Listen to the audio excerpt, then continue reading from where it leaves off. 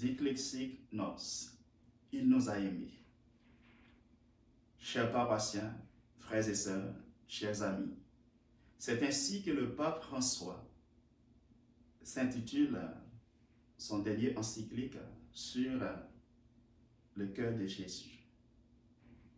Et le pape retrace à travers cette encyclique la tradition et l'actualité de la pensée sur l'amour humain et divin du cœur de Jésus, invitant ainsi à renouveler sa dévotion authentique pour ne pas oublier la tendresse de la foi, la joie de se mettre au service et la ferveur de la mission, parce que le cœur de Jésus nous pousse à aimer et nous envoie vers nos frères.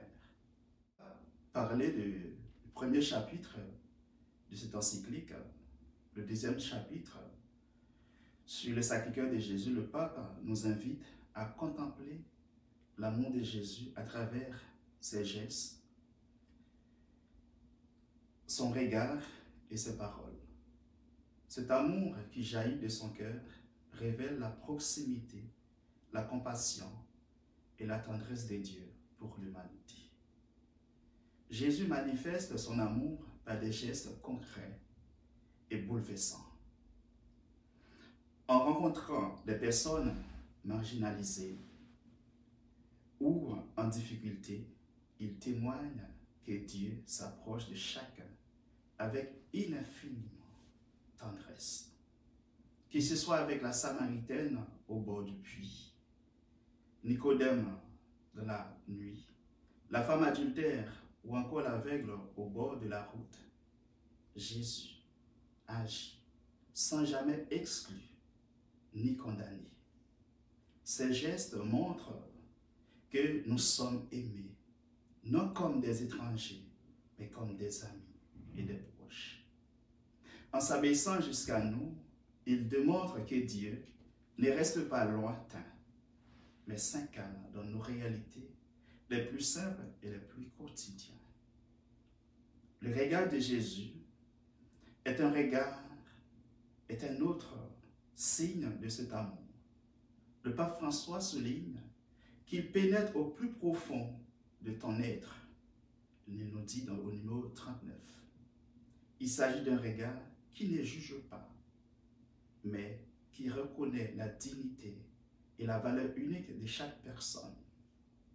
Il voit ce que personne d'autre ne remarque, les bonnes intentions et les actes cachés, comme dans le cas du centurion, dont la foi est admirée par Jésus. Ce regard attentif et compatissant est la preuve que Dieu prend soin de chacun, même lorsque nous sentons ignorés ou insignifiants. Enfin, les paroles de Jésus sont l'expression ultime de son amour. Ces paroles réconfortent, redonnent confiance et appellent à la paix intérieure. Mais l'éloquence suprême de son amour réside dans son sacrifice sur la croix, nous dit le pape au numéro 46. Avant cela, nous voyons Jésus pleurer pour son ami Lazare, souffrir dans l'angoisse au jardin des Oliviers et accepter librement une mort violente aux mains de ceux qu'il aime. Ce don total de lui-même est le sommet de l'amour. Il montre que Dieu va jusqu'au bout pour sauver et aimer l'humanité. Le pape François nous invite à contempler ces gestes, ce regard et ces paroles qui jaillissent du cœur de Jésus. C'est dans ce cœur que nous découvrons l'amour infini de Dieu, qui nous relève, nous console et nous enseigne à aimer comme lui. Par cette contemplation, nous sommes appelés à renouveler notre propre manière d'aimer, à devenir témoins de cet amour dans le monde. On ne peut aimer qu'avec le cœur. Et le cœur pousse à accueillir, à consoler et à admirer. Bon temps de l'Avent.